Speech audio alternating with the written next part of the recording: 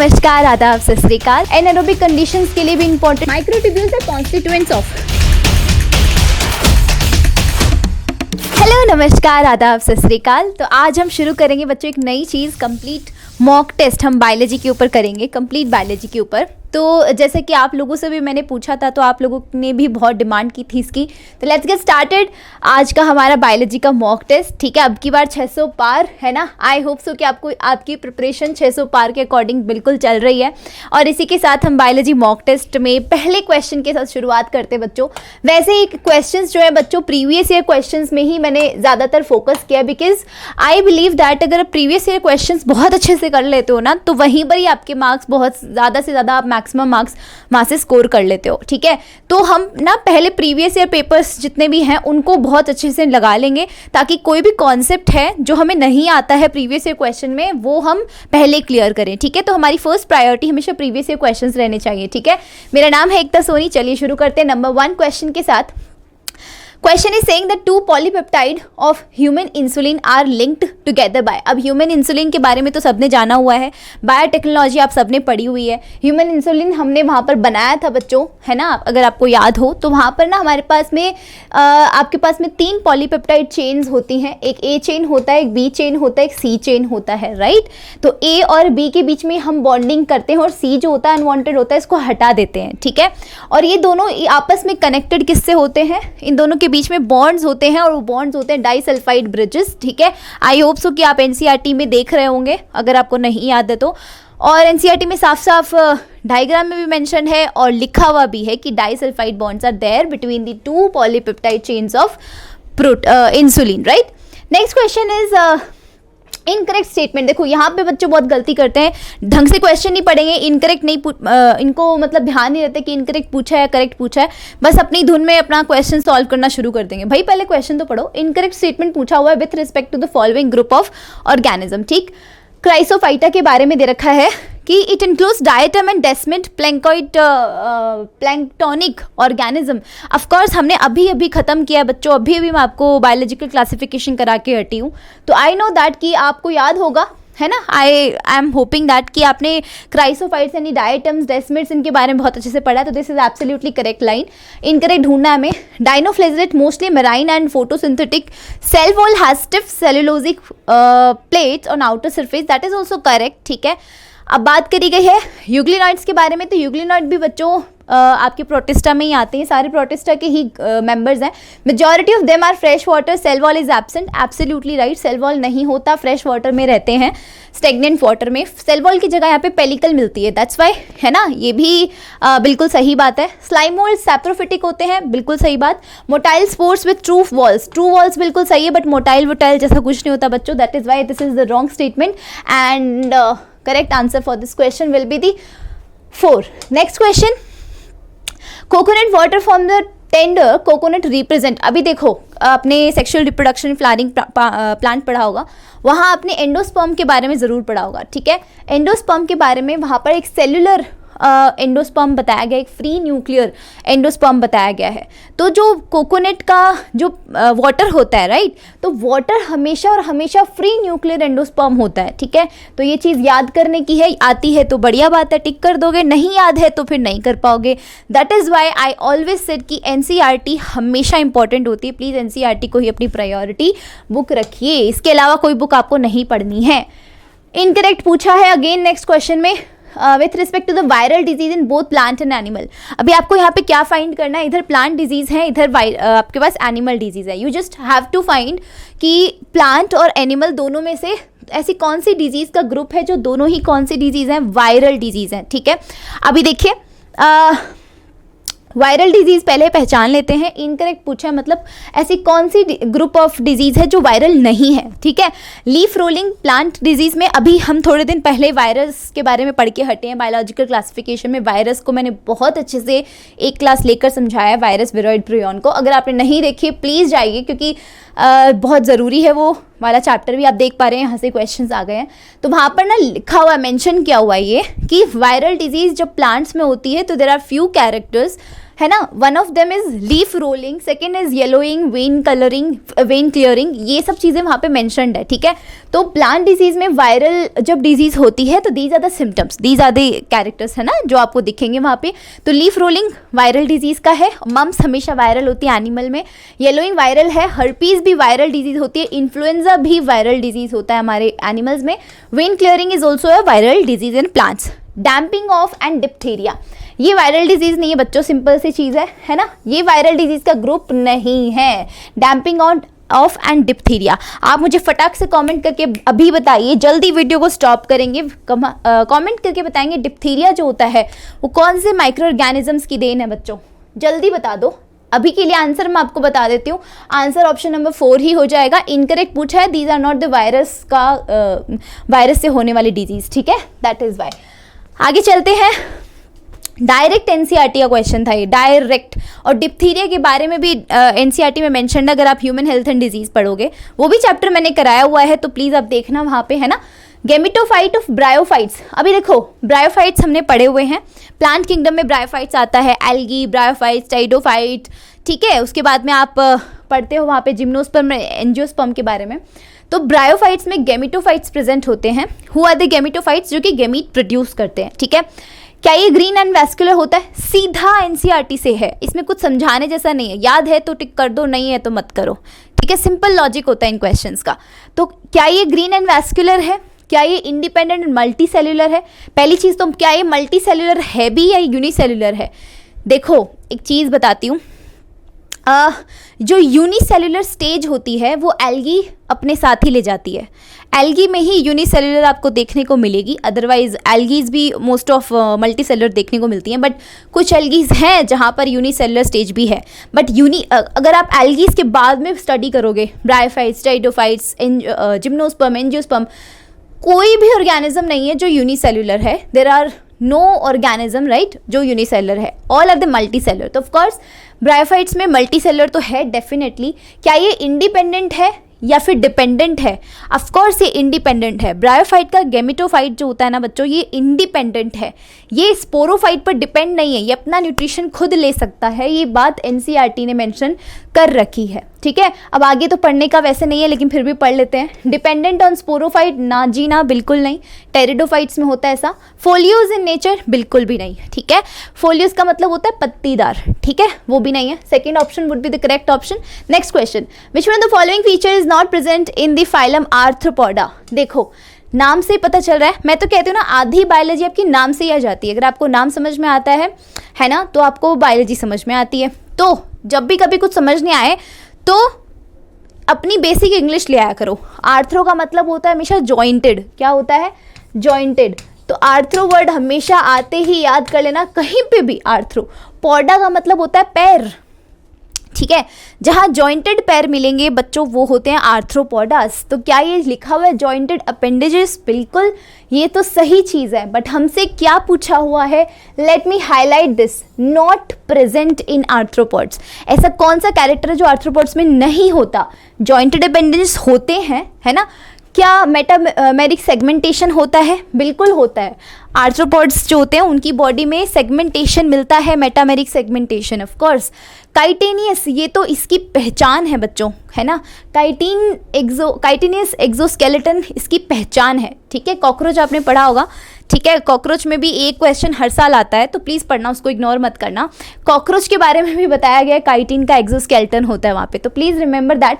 But parapodia जो होता है ना बच्चों, it is not a feature of arthropoda, ये एनालिट्स में आता है, ठीक है। तो parapoda it is not a feature, ठीक है। तो hence option number 3 would be the correct option for this question. आगे चलते हुए, incorrect option with respect to the given diagram. आपको इनकरेक्ट ऑप्शन पूछा हुआ है। ये डायग्राम सबसे पहले किसका है? देखो, इसीलिए मैंने डायग्राम का सेशन लिया था, you know. This is the importance of NCERT diagram. If you are ignoring them you are losing a lot of marks my friend, ठीक है। तो don't try to ignore these NCERT diagrams. अब आप देखोगे plant kingdom के इतने सारे diagrams हैं, कैसे पहचानोगे कौन सा प्लांट है? तो बार बार रिवाइज, बार जितनी बार तुम रिवाइज करोगे ना उतनी ही बार तुम्हारे कॉन्सेप्ट्स क्लियर होंगे। This one is Salvinia, Salvinia member of pteridophyte, ठीक। साल्विनिया है तो मेंबर ऑफ टेरिडोफाइट है। इनकरेक्ट पूछा है बच्चों आपसे, एक ना वहाँ पर सिलेजिनेला एंड साल्विनिया दो को मेंशन करते हुए बोला गया है, क्योंकि टेरिडोफाइट्स में ना there are homosporous and there are the heterosporous organisms, ठीक है। होमोस्पोरस ऑलमोस्ट सारे होमोस्पोरस हैं, बट हेटेरोस्पोरस में देर आर 2 प्लांट्स जो मेंशन किए गए हैं, सिलेजिनेला एंड साल्विनिया। तो salvinia is one of them, तो ये हेटेरोस्पोरस होता है। आपसे इनकरेक्ट पूछा गया है और ऑप्शन नंबर 1 में हेटेरोस्पोरस दिया है। Heterosporous is not incorrect about this, ये तो करेक्ट है आपका, ठीक। एक्वेटिक फर्न है ना, अब ये एक्वेटिक फर्न जो है बच्चों, क्या ये फर्न है? Of course this is a fern, ठीक है।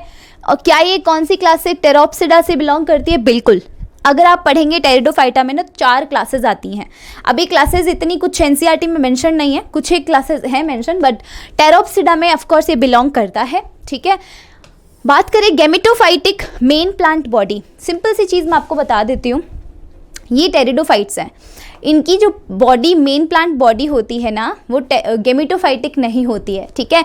तो आंसर नंबर 4 जो हो जाएगा बच्चों हमारा करेक्ट ऑप्शन हो जाएगा इस क्वेश्चन के लिए, क्योंकि ये जो है बिल्कुल सरासर गलत है इस बात के लिए, क्योंकि टेरिडोफाइट्स में गेमेटोफाइटिक मेन प्लांट बॉडी नहीं होती है, ठीक है। चलो आगे चलते हुए next question, leaf of Pinus. अब देखो फिर से एग्जाम्पल आ गया, आप देख पा रहे होंगे प्लांट किंगडम से कितने क्वेश्चन आए हैं। पाइनस की जो लीफ होती है बच्चों, वो किस तरीके की होती है? अब लीफ किस तरीके की होती है बताने से पहले हमें ये तो पता होना चाहिए कि पाइनस किसका मेंबर है, ठीक है। तो प्लांट किंगडम में हमारे पास जिम्नोस्पर्म हमने पढ़ा था, वहाँ पे पाइनस एक एग्जाम्पल पढ़ा था, cycas, Pinus, I hope so कि यू आर रिमेंबर दैट, है ना। तो पाइनस के बारे में हमने पढ़ा, तो जिम्नोस्पर्म की जो सबसे इम्पॉर्टेंट फीचर है वो है नीडल शेप्ड लीव्स का होना, है ना। नुकीली लीव्स होती है वहाँ पे बच्चों इस तरीके की, है ना, एकदम नुकीली नीडल शेप्ड लीव्स होती हैं, मतलब ये सरफेस एरिया भी नहीं होता, इतना सरफेस एरिया वहाँ होता नहीं है एक्चुअली, नीडल शेप्ड होती है वो, ठीक है, इस तरीके की, है ना। तो ये नीडल शेप जो लीफ होती है वो पाइनस में प्रेजेंट होती है, ये बिल्कुल एब्सोल्युटली करेक्ट है। Non cutinised having veinlets compound leaf, again this is the question, अगर आपको याद है तो आता है, नहीं याद है तो नहीं आता है, बिकॉज टोटली एनसीईआरटी से है, एनसीईआरटी से एक शब्द भी इसमें से बाहर नहीं आया बच्चों। तो प्लीज़ आप एनसीईआरटी खोलकर देखिएगा, नीडल शेप और जिम्नोस्पर्म पूरे पैराग्राफ को बहुत बढ़िया से पढ़िएगा, क्योंकि अगर इस बार क्वेश्चन आया तो अगली बार रिपीट हो सकता है। अब उससे पाइनस से नहीं तो किसी और से रिपीट होगा, बट होगा ज़रूर, क्योंकि सिलेबस इतना सा तो है, कितनी बार पेपर बना लेंगे बेचारे एनटीए वालों का दिमाग भी तो समझो ना तुम, कितनी बार एक ही चीज़ को रिपीट कर देंगे भाई, कितनी बार, है ना। तो अलग अलग चीज़ें नहीं ला सकते वो, इसीलिए जो पहले दिया था वही रिपीट कर देते हैं। इंसान ही तो बेचारे पेपर बनाने वाले, कोई बहुत बड़ी तोप चीज़ थोड़ी ना है। चलो, which one the following most appropriately describes haemophilia. See, haemophilia ना एक डिजीज़ होती है, जेनेटिक्स का ये क्वेश्चन है, याद रखिएगा। जेनेटिक्स में हमने हीमोफीलिया पढ़ा हुआ है, डिसऑर्डर्स पढ़े थे जहाँ हमने जेनेटिक डिसऑर्डर, वहाँ पर आपको recessive gene disorder, of course this is a recessive gene disorder, but हमें ये बताना है कि ये एक्स लिंक्ड रिसेसिव है, x linked recessive gene disorder. Again याद है तो आता है, नहीं याद है तो नहीं आता है, तो प्लीज़ चीज़ें रिवाइज करो। एक्स लिंक्ड डिसऑर्डर है बच्चों ये, है ना, रिसेसिव जीन डिसऑर्डर। तो option number 2 would be the correct option for haemophilia. ये सीधा एनसीईआरटी में लिखा हुआ है, कुछ समझाने जैसा नहीं है इसमें। Select the correct option with respect to the rhizophora. Morphology से क्वेश्चन है, राइजोफोरा, एविसेनिया, हेरिटेरा, 3 प्लांट्स के बारे में आपको लिखा गया वहाँ पर बच्चों। ये ना इसके बारे में आपको ये बताना है कि करेक्ट ऑप्शन चूज करना सबसे पहले तो, ना स्वैम्पी एरिया में होता है, क्या ये स्वैम्पी एरिया में होता है ना, क्या ये हेलोफाइट्स है ना, ऑफ कोर्स ये हेलोफाइट है। ये क्वेश्चन एक बार तो इस फॉर्म में आया कि ये हेलोफाइट स्टेटमेंट वाइज में आया, एक बार ना ऐसे ही एग्जांपल दे दिया कि न्यूमेटोफोर्स जो होते हैं वो कहाँ कौन से एरियाज़ में उगते हैं, तो हेलोफाइट्स होते हैं, तो ऑफ कोर्स ज़्यादा जहाँ पे सॉल्टी एरिया होगा वहीं उगेंगे, क्योंकि हेलोफाइट्स तो वही होते हैं जो सॉल्टी एरियाज़ में ग्रो करते हैं। तो ये हेलोफाइट है ऑफ कोर्स, है ना, जितने भी न्यूमेटोफोर्स हैं हेलोफाइट्स हैं।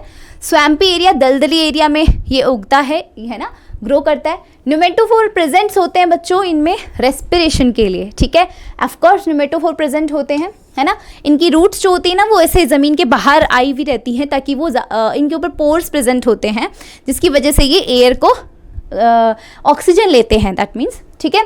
इन situ germination of seed show करते हैं, बिल्कुल शो करते हैं। तो इनमें से कोई स्टेटमेंट अगर आपको नहीं पता था, आपको लगता है कि भाई मैम ये तो एनसीईआरटी में हमने नहीं पढ़ा, तो प्लीज़ अभी के अभी जहाँ राइजोफोरा एविसेनिया इनको मेंशन किया हुआ है एनसीईआरटी ने, वहीं पर वो जो स्टेटमेंट जो आपको नहीं दिख रहा है कि भाई एनसीईआरटी में अवेलेबल है, वो स्टेटमेंट तुरंत लिख लीजिए। जैसे कि अगर आपको ये इन सीटू जर्मिनेशन नहीं पता होगा कि ये इन सीटू जर्मिनेशन हो सकता है इसका, तो प्लीज़ राइट नाउ अभी के भी ऐड कर लो वहीं पर, क्योंकि रिपीट हो सकते हैं भाई पीवाईक्यूज़ की एक भी शब्द को हम ऐसे हल्के में नहीं ले सकते हैं, ठीक है। तो ऑल आर द करेक्ट वैसे, है ना। Option number 1 would be the correct option. Next question, stirred tank bioreactors have been design for. देखो बायोरिएक्टर्स हमने बायोटेक्नोलॉजी में पढ़े थे, ठीक है, और क्लास 12th का 11th चैप्टर बायोटेक्नोलॉजी, जहाँ पर बायोरिएक्टर्स लास्ट टॉपिक है। क्या पढ़ा था बच्चों, वहाँ पर ना एक ऐसे टैंक होता है, ठीक है, इस तरीके का, नीचे से यूं ऐसा होता है, यहाँ पर ना बीच में एक रॉड होती है, जो इसमें जो लिक्विड होता है हमारा, जहाँ से हम हमारा मेन प्रोटीन निकालेंगे, है ना, इसमें जो लिक्विड है इसमें एक रॉड होती है, रॉड इसको मिक्स करती रहती है कंटिन्यूसली। क्या करेगी मिक्स करके, ताकि इसमें ज़्यादा से ज़्यादा ऑक्सीजन की अवेलेबिलिटी बढ़ जाए, ठीक है। क्यों बढ़ाना है ऑक्सीजन की अवेलेबिलिटी, क्योंकि हमने यहाँ बैक्टीरियाज डाले हुए हैं, ठीक है। ऑक्सीजन की अवेलेबिलिटी जितनी ज़्यादा बढ़ेगी, हमारे प्रोडक्ट भी उतनी ही ज़्यादा क्या होंगे, फॉर्म होंगे। तो availability of oxygen throughout the process if we increase, तो ही हमारा क्या है, इसका मेन फंक्शन एक्चुअली में यही है, स्टिर्ड टैंक बायोरिएक्टर, ठीक है। हम ऐसे स्टिर करते हैं, घुमाते हैं इसको, ओके। चलो, तो प्योरिफिकेशन के लिए इंपॉर्टेंट नहीं है, एडिशन प्रिजर्वेटिव के लिए भी इंपॉर्टेंट नहीं है, है ना, एनारोबिक कंडीशंस के लिए भी इंपॉर्टेंट नहीं, क्योंकि ये तो एरोबिक कंडीशंस को अहमियत देता है, क्योंकि ऑफकोर्स ये हम इसको रॉड से घुमा रहे हैं इस पूरे घोल को, दैट मीन्स कि यहाँ ऑक्सीजन की अवेलेबिलिटी ज़्यादा बढ़ा रहे हैं हम, है ना, दैट इज़ वाई एनारोबिक के लिए नहीं। Option number 1 would be the correct option. Next question is, name the chronic respiratory disorder caused by mainly cigarette smoking. देखो सिगरेट स्मोकिंग से ना कौन सी डिजीज, सीधा एनसीईआरटी से क्वेश्चन आया हुआ है, ह्यूमन हेल्थ एंड डिजीज, जहाँ पे ड्रग्स के बारे में पढ़ेंगे। ड्रग्स जैसे ही खत्म होती है, लास्ट में आपको जो एडिक्शन के बारे में बताया जाता है ना। तो एडिक्शन के अंदर ना मेंशन किया गया है वहाँ पर एम्फाइसीमा के बारे में, एंड सिगरेट जो लोग पीते हैं, है ना, उसका आपकी हेल्थ पे क्या इफेक्ट होता है, कौन से आपको क्रॉनिक डिसऑर्डर्स हो सकते हैं। तो emphysema is one of them, that is the chronic disorder, ठीक है। बहुत लंबे टाइम तक एम्फाइसीमा होगा। एम्फाइसीमा एक्चुअली क्या होता है आप मुझे कमेंट करके बताएंगे, क्योंकि एम्फाइसीमा पे 1-2 क्वेश्चन आ चुके हैं, है ना, मतलब रिपीट हो चुके हैं एम्फाइसीमा पे। तो emphysema is mentioned in class 12th का ह्यूमन हेल्थ एंड डिजीज़ में, एडिक्शन वाले पार्ट में। Also it is mentioned in breathing and exchange of gases, जो क्लास 11th का चैप्टर है 17th, है ना, उसमें भी मैंशनड है एम्फाइसीमा, जहाँ डिजीज़ के बारे में बताया जाता है ना। तो एम्फाइसीमा के बारे में ज़रूर पढ़ के जाइएगा, एम्फाइसीमा में एक्चुअली होता क्या है। मैं यहाँ नहीं बताऊँगी आपको, अदरवाइज ये सेशन बहुत लंबा चला जाएगा हमारा। एम्फाइसीमा, ठीक है, आगे चलते हुए, which one of the following is not a component of downstreaming process? Now what is downstreaming process? जब हमने ना बच्चों पूरा प्रोसेस कर लिया, अब हमें क्या करना है, प्रोटीन जो हमारा डिजायर्ड प्रोडक्ट था, जिसके लिए हमने आरडीएनए टेक्नोलॉजी की, है ना। आरडीएनए टेक्नोलॉजी हम क्यों कर रहे हैं, ताकि हमारा डिजायर्ड प्रोटीन, डिजायर्ड प्रोडक्ट बना सके, ज़्यादा से ज़्यादा अमाउंट में बना सके, है ना। अब मैंने वो प्रोटीन बना लिया, अब मुझे वो प्रोटीन चाहिए है, एक्सट्रैक्ट करना है, और उस प्रोटीन को एक्सट्रैक्ट करके मैं मार्केट में बेचना चाहती हूँ, है ना। सब लोग पैसा चाहते हैं ना भाई, सिंपल सी बात है। तो अब वो बेचना चाहते हैं उसको, और सबकी हेल्प भी करना चाहते हैं। लाइक लेट्स सपोज हमने इंसुलिन बनाया, तो इंसुलिन क्या बनाया भाई, ऐसे मज़े में बना लिया नहीं, हमने बेचना है भाई उसे, है ना। इसीलिए हमने इतने लार्ज स्केल पर उसको बनाया, कमर्शियल स्केल पे बनाया, राइट। तो इसमें हमने डाउन स्ट्रीमिंग प्रोसेस में वो इंसुलिन प्रोटीन एक्सट्रैक्ट करना है अब, ठीक है। अब इस प्रोसेस में ना बहुत सारे स्टेप्स इंक्लूडेड होते हैं, लेकिन इनमें से कोई एक स्टेप है जो इंक्लूडेड नहीं होता, दैट इज़ एक्सप्रेशन, ठीक है। एक्सप्रेशन का मतलब होता है एक जीन एक्सप्रेस कर रही है खुद को, एक जीन एक्सप्रेस कर रही है। जीन का एक्सप्रेस करने का मतलब है, जीन जब प्रोटीन बनाती है ना बच्चों, क्योंकि जीन का काम क्या है, प्रोटीन बनाना, तो जीन जब प्रोटीन बनाती है दैट मीन्स जीन खुद को एक्सप्रेस कर रही है, ठीक है। सिंपल सी चीज़ है। लेकिन ये जो एक्सप्रेस करने वाला पोर्शन है बच्चों, ये डाउन स्ट्रीमिंग प्रोसेस जहाँ पर हम एक्सट्रैक्ट करने लगते हैं तब नहीं होता, ये बहुत पहले हो रहा होता है, ठीक है। पूरा आरडीएनए टेक्नोलॉजी में हम जीन से हमारा प्रोटीन ही तो एक्सप्रेस करवा रहे होते हैं, बट डाउन स्ट्रीमिंग में हम नहीं करवा रहे होते। That is why expression would be the correct option for this question बच्चों, है ना। चलो सेकेंड ऑप्शन हो गया। थर्ड नेक्स्ट क्वेश्चन पे चलते हैं। विच of the following restriction enzyme produces blunt ends. बच्चों दो टाइप के एंड्स आपको शो किए गए हैं बायोटेक्नोलॉजी में। There are the first one is sticky ends, the second is blunt end. What is the difference between sticky and blunt end? ये देखो, एक आपके पास में ये स्ट्रैंड है डीएनए का, ठीक है, इसको आपने रेस्ट्रिक्शन एंडोन्यूक्लियस से काटा, यहाँ पर आपके जो न्यूक्लियोटाइड्स थे वो प्रेजेंट थे, हो गया ये। अभी आपके पास में एक और ऐसे डीएनए स्ट्रैंड है जिसको आपने यहाँ से काटा, यहाँ आपके न्यूक्लियोटाइड्स प्रेजेंट है और यहाँ आपके न्यूक्लियोटाइड्स प्रेजेंट है। तो क्या आपने देखा, यहाँ पर देखो, अगर आप देख पा रहे हो बच्चों, ये वाला एरिया बिल्कुल फ्री है।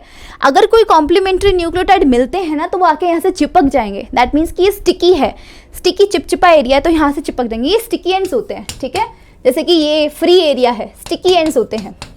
लेकिन अगर मैं बात करूँ बच्चों ब्लंट एंड्स की, ब्लंट एंड्स की बात करूँ तो मैंने ना डीएनए को काटा और बीच में से बिल्कुल रेस्ट्रिक्शन एंडोन्यूक्लियस लाई और बीच में से काट दिया, तो ये लो, ये बन गए मेरे ब्लंट एंड्स। ये है क्या, न्यूक्लियोटाइड्स, ठीक है। ये जो एंड्स है बच्चों, these are the ends which is blunt ends. तो ब्लंट एंड्स कौन सा एंजाइम प्रोड्यूस करेगा? जो भी देखो, रेस्ट्रिक्शन एंजाइम की ना अपनी प्रॉपर्टी होती है। कोई रेस्ट्रिक्शन एंजाइम किसी डीएनए को काटेंगे तो इस तरीके के एंड्स प्रोड्यूस करेंगे, दैट आर स्टिकी एंड्स। और कोई रेस्ट्रिक्शन एंजाइम ऐसे होते हैं जो डीएनए को काटेंगे तो वो इस तरीके के एंड्स प्रोड्यूस करेंगे, that are the blunt ends, ठीक है। तो Eco RV that is the restriction enzyme which produces the blunt end. रटना पड़ेगा बच्चों, बहुत रटना पड़ेगा। एनसीईआरटी में मेंशन्ड है, एनसीईआरटी माता की जय। चलो next question, mitochondria and chloroplast are. Mitochondria and chloroplast cell का क्वेश्चन आ चुका है बच्चों। माइटोकॉन्ड्रिया क्लोरोप्लास्ट दोनों ही सेमी ऑटोनॉमस ऑर्गेनल होते हैं, ठीक है। सेमी ऑटोनॉमस का मतलब ये होता है कि प्रोटीन जो होता है, जनरली देखो ऑर्गेनल्स क्या कर रहे होते हैं, प्रोटीन बना रहे होते हैं। तो ये ऑर्गेनल्स जो होते हैं इनके पास में प्रोटीन बनाने वाली मशीनरी है, ये अपना प्रोटीन बनाते हैं, इनके पास खुद का डीएनए है, खुद का डीएनए, ठीक है। जनरली तो ऐसा होता है कि अगर ये सेल है ना तो इस सेल में ये एक ही डीएनए प्रेजेंट होगा, मेन डीएनए जो न्यूक्लियस में होता है, और ये जो बाकी के सेल ऑर्गेनल्स होते हैं इन पर कमांड ये एक ही डीएनए देता है। बट कुछ ऐसे सेल ऑर्गेनल बच्चों बहुत चालाक हैं ब्रो, चालाक। ऐसे सेल ऑर्गेनल्स ना अपने पास खुद का डीएनए, पर्सनल डीएनए रखते हैं बच्चों। पर्सनल डीएनए रखेंगे तो प्रोटीन भी बनाएंगे, क्योंकि डीएनए से आरएनए, आरएनए से प्रोटीन, यही प्रथा चलती आई आज तक और यही चलती रहेगी। तो प्रोटीन बनाएंगे खुद का, that is why they are calling the semi autonomous organelle. तो कुछ तो वो अपना प्रोटीन यूज़ करते हैं और कुछ वो जो होते हैं ये मेन प्रोटीन जो न्यूक्लियस वाला डीएनए जो होता है वो उसकी थ्रू फॉर्म हो रहा है वो यूज़ करते हैं, मतलब जो साइटोप्लाज्म में पड़ा हुआ प्रोटीन होता है वो यूज़ करते हैं, ठीक है। तो ये चीज़ होती है आपकी यहाँ पर, ठीक है। तो ये सेमी ऑटोनोमस हो गया आपका, फुल्ली ऑटोनोमस नहीं है क्योंकि पूरे की पूरी अपने ऊपर ही डिपेंड नहीं है, ये साइटोप्लाज्मिक प्रोटीन पे भी डिपेंडेंट है, ठीक है। ये जो माइटोकॉन्ड्रिया एंड क्लोरोप्लास्ट होते हैं बच्चों, ये कैसे फॉर्म होते हैं? ये डिवीजन होता है, क्या ये प्री एग्जिस्टिंग ऑर्गेनल से फॉर्म होते हैं? बिल्कुल फॉर्म होते हैं। ये डिट्टो लाइन एनसीईआरटी में लिखी हुई है, मैं कुछ नहीं बोल रही हूँ, ठीक है। They contain DNA and lack of the protein synthesis machinery.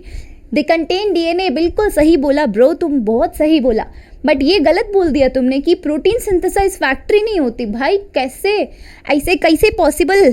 Protein synthesise machinery बिल्कुल है इनके पास, that is why they are semi autonomous ना।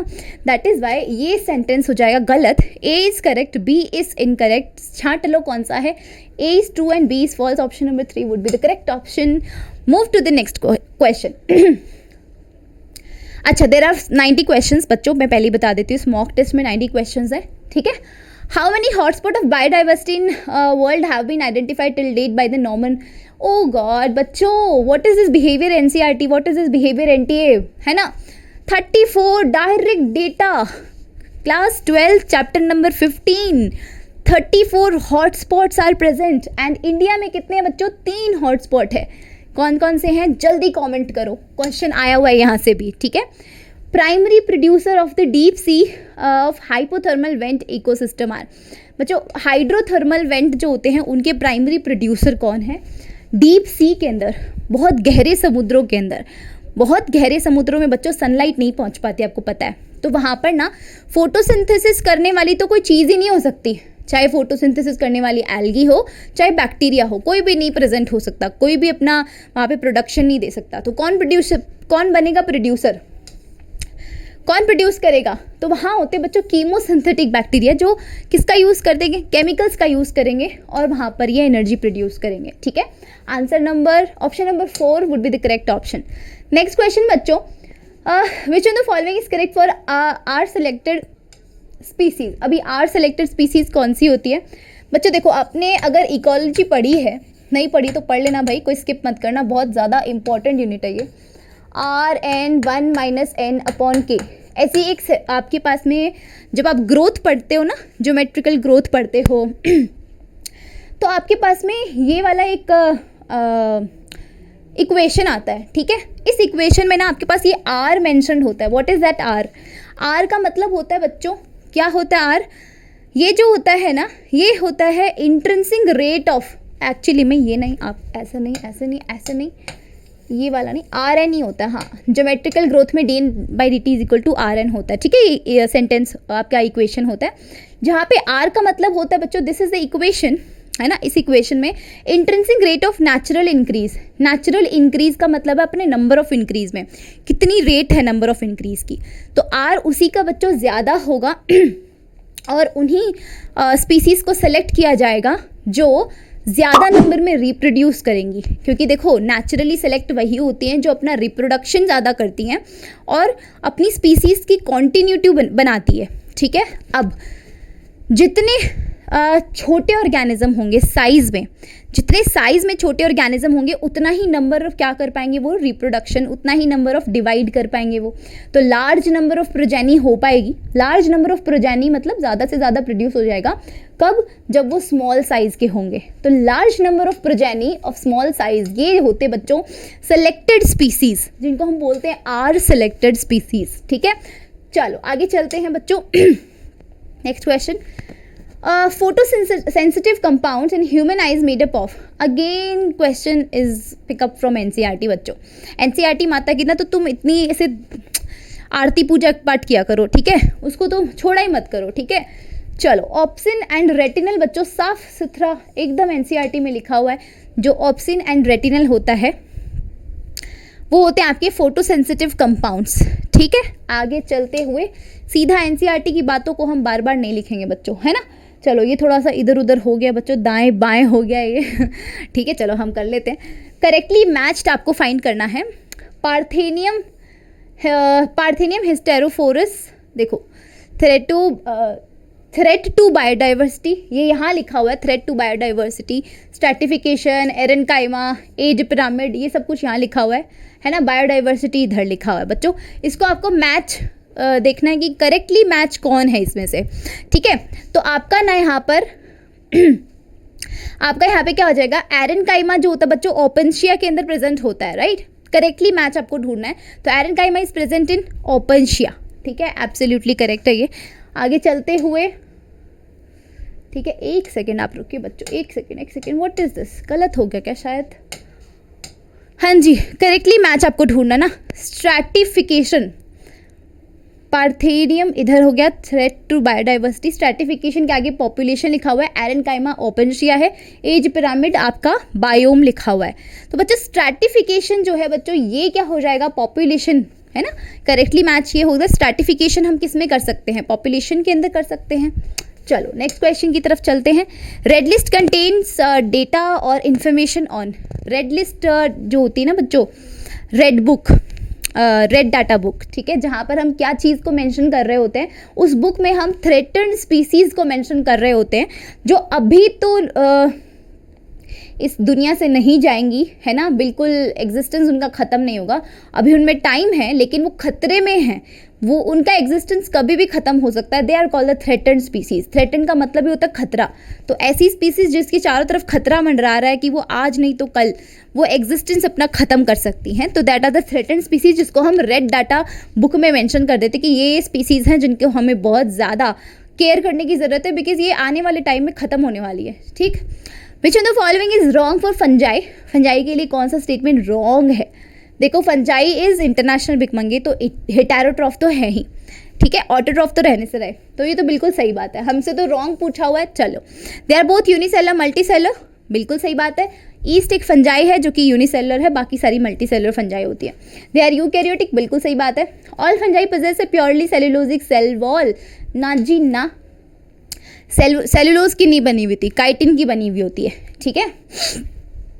तो सेलुलोजिक सेल वॉल नहीं होती, काइटिन की होती है, इसलिए option number 4 would be the correct option for this question. बच्चों आगे चलते हुए, which of the following is required as inducer for the expression of lac operon. अगर आपने लैक ऑपरेंट क्लास 12th का चैप्टर नंबर 6, जहाँ पे आपने मॉलिक्यूलर बेसिस ऑफ इनहेरिटेंस में लैक ऑपरेंट जरूर पढ़ा होगा, वहाँ पर ना आपको बच्चों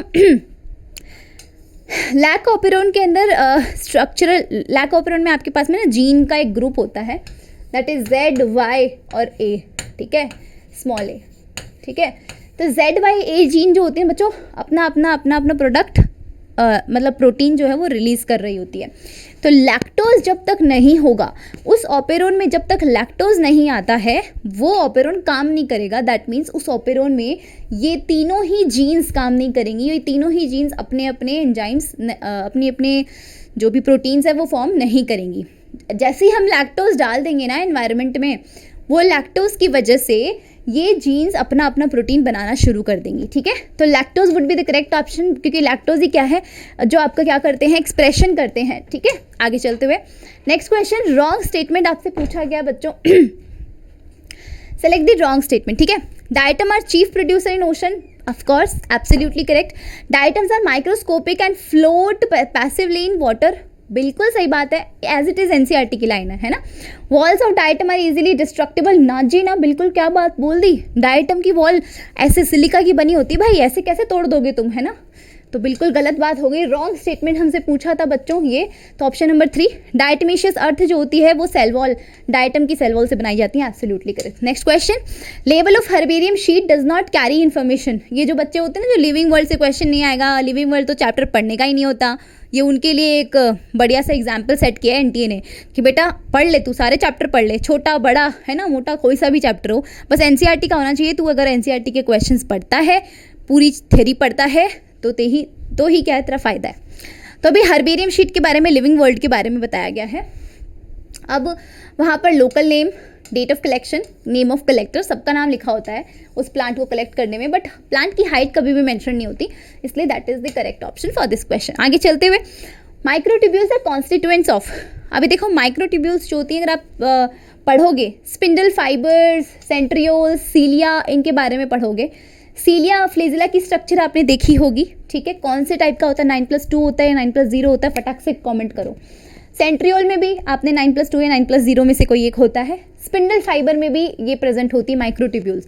option number 2 would be the correct option बच्चों फॉर दिस क्वेश्चन। आगे चलते हुए, which of the following statement is wrong. Wrong कौन सा है? Agar agar is obtain from the gelidium and gracilaria, absolutely correct. Laminaria and sargassum are useful as food, absolutely correct. ये आपको क्या दे रखा है, algae increases the level of dissolve oxygen in immediate environment, बिल्कुल सही बात है, क्योंकि एल्गी क्या करती है, फोटोसिंथेसिस कर सकते हैं ना। ग्रीन एल्गी की बात करें अगर हम, algae is obtain from the red algae, sorry algin is obtain from the red algae, carrageenan is obtain from the brown algae. बिल्कुल गलत बात है बच्चों, ये कारागिन और एल्गिन ये दोनों ही कहाँ से ऑब्टेन किए जाते हैं, रेड एल्गी से, ब्राउन एल्गी कहीं नहीं आती यहाँ पे। तो आगे चलते हुए, the term polyadelphous is related to, polyadelphous बच्चों, एडेल्फस में स्पेलिंग कहाँ से शुरू होती है, ए से। ए मतलब एडेल्फस, ए मतलब एंड्रोशियम, एंड्रोशियम जो बहुत सारे हो जाते हैं दैट इज पॉलीएडेल्फस, यानी एंड्रोशियम के लिए यूज़ किया जाता है बच्चों ये।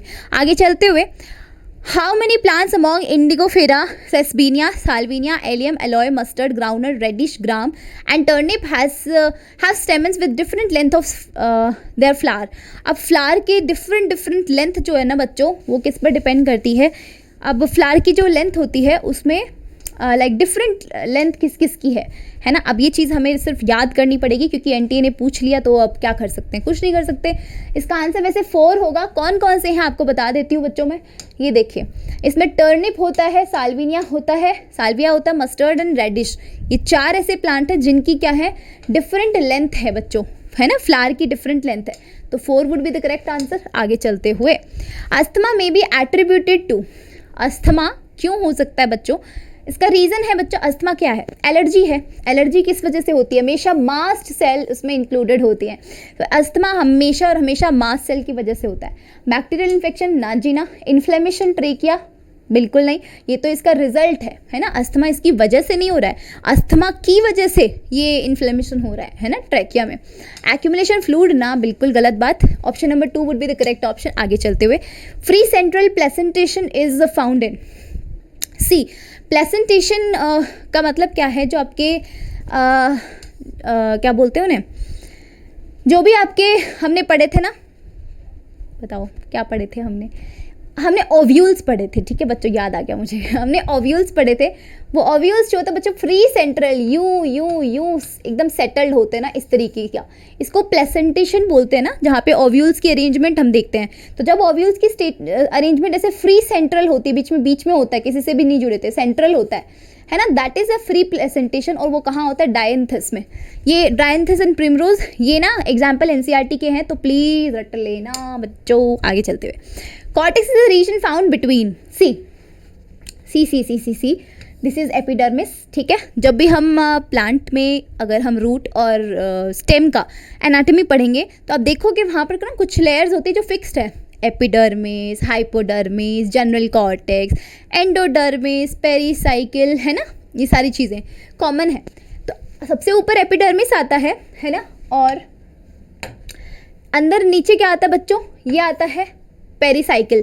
तो पेरिसाइकिल से शुरुआत होती है, अंदर का जितना भी पोर्शन है, पिथ वगैरह सब कुछ है ना, वैस्कुलर बंडल वगैरह। तो पेरिसाइकिल से अंदर का जितना भी पोर्शन है बच्चों, वो क्या कहलाएगा, वो कहलाता है बच्चों स्टील रीजन, ठीक है। और ये है एपिडर्मिस, ओके जी। अब एपिडर्मिस और स्टील के बीच का जो पोर्शन है ना बच्चों, एपिडर्मिस और ये वाला portion, this portion is called cortex. और इस कॉर्टेक्स में ना 3 लेयर्स आ जाती हैं, कौन कौन सी, एक तो आता है हाइपोडर्मिस, एक जनरल कॉर्टेक्स, एक एंडोडर्मिस, है ना। तो ये कॉर्टेक्स वाला रीजन एपिडर्मिस और स्टील एरिया के बीच में होता है, ठीक है। चलो, ये हो गया answer, option number 3 would be the correct option. आगे चलते हुए, avena curvature is use for bioassay of. अब एविना कर्वेचर मतलब जो आपने देखा था ना, यहाँ पर एक एक्सपेरिमेंट दिया हुआ है ऑक्सीन से रिलेटेड। ऑक्सीन एक प्लांट ग्रोथ हार्मोन होता है। इस ऑक्सीन के अंदर ना बच्चों, आपने एक एक्सपेरिमेंट देखा होगा कि एक प्लांट होता है ना, इसका स्टेम होता है, ठीक है, वो एक साइड में ग्रोथ करता है ना, क्योंकि वहाँ पे ऑक्सीन फॉर्म हो रहा होता है। तो एक साइड ग्रोथ करते करते वो ऐसे बैंड हो जाता है। This is the एविना curvature. और ये IAA, that is indole acetic acid which is oxygen, इसका दूसरा नाम है ये, उसकी वजह से होता है। आगे चलते हैं, next question. Some bacterial cells were fixed for microscopic observation. A certain label structure X was observed on most occasions at the cell membrane. In the given illustration, label X is represented. अब बच्चों देखो, यहाँ होते हैं diagrams की importance, समझ पा रहे होगे आप डायग्राम की इंपॉर्टेंस, है ना। साफ दे रखा है यहाँ पर, आपको X को पहचानना है, ठीक है। अब यहाँ पर ना बच्चों, ये होती है अंदर की मेम्ब्रेन, ठीक है। अगर हम मान के चलिए, बोल रखा है कि बैक्टीरिया है, ये बैक्टीरियल है ऑब्जर्वेशन, तो ऑफकोर्स ये बैक्टीरिया की सेल है। बैक्टीरिया की सेल में आउटर साइड में क्या होती है आपके पास में, सेल वॉल होती है, और सेल वॉल के अंदर क्या होगी, सेल मेम्ब्रेन। अब बैक्टीरिया में सेल मेम्ब्रेन जो होती है वो थोड़ी अलग टाइप की होती है, क्योंकि मेम्ब्रेन के अंदर फोल्डिंग्स होती है, इन फोल्डिंग्स, जिसको हम क्या बोलते हैं, इसको हम बोलते हैं मीजोसोम्स, ठीक है। तो मीजोसोम्स आर प्रेजेंट हियर, ठीक है। तो ये जहाँ इन फोल्डिंग्स अंदर की साइड प्रेजेंट हो रखा है, इसको बोला कि एक्स बताओ क्या है ना। तो ये क्या है बच्चों, मीजोसोम्स। अब मीजोसोम के बारे में जाके पढ़ो, मीजोसोम क्या है, कैसे हैं, क्या क्या फंक्शंस हैं, वो सब कुछ पढ़ो, क्योंकि अगर मीजोसोम से ये क्वेश्चन आया ना, तो इसके आसपास से कहीं से भी क्वेश्चन आ सकता है। ऐसे हम PYQ एनालिसिस करते हैं, ठीक है। चलो, next question, which organism is the most appropriately represented by x. Characteristics कुछ शो किए गए हैं, हमें पहचानना कि कौन से ऑर्गेनिज्म के शो किए गए हैं। एब्सेंस ऑफ न्यूक्लियस, न्यूक्लियस नहीं है बच्चों, ये प्रोकैरियोट होता है या eukaryote, of course prokaryote. Presence of plasmid and mesosome, mesosome का प्रेजेंस होना और प्लाज्मिड का प्रेजेंस होना, it is a major characteristics of bacteria. DNA application, ये भी बैक्टीरिया में होता है, तो इट इज़ अ बैक्टीरियम बच्चों, नथिंग एल्स। आगे चलते हुए फटाक से, genetic material is prokaryote in, genetic material in prokaryote is not organised into nucleus, हमको पता है। It lies without a cell defined boundary in the cytoplasm. The genetic material inside the bacterial cell is present as, see what is saying, ये है आपके पास एक bacteria की cell, ठीक, चलो बहुत बढ़िया बात। ये बैक्टीरिया की सेल है बच्चों, ये साइटोप्लाज्म है अंदर भरा हुआ, इसके अंदर ना आपको दे रखा कि जो जेनेटिक मटेरियल है, let's suppose this is the DNA, ये डीएनए ऐसे का ऐसे पड़ा हुआ है, इसके चारों तरफ कोई मेम्ब्रेन नहीं है। दैट इज़ वाई हम बोलते हैं ना प्रोकैरियोट में न्यूक्लियस नहीं होता, न्यूक्लियस बहुत ज़्यादा कम डेवलप्ड होता है, क्योंकि इसके चारों तरफ मेम्ब्रेन है ही नहीं। तो मेम्ब्रेन नहीं है तो क्या होगा बच्चों, ये आपका डीएनए ऐसे ही पड़ा रहेगा। लेकिन ये डीएनए ऐसे ही तैरता नहीं रहता हर कहीं पे, एक पर्टिकुलर जगह पे होता है, और इस पर्टिकुलर जगह को ना हम क्या बोलते हैं बच्चों, न्यूक्लियोइड। तो option number 2 would be the correct option for this question. ये बैक्टीरिया यानी प्रोकैरियोट्स में प्रेजेंट होता है।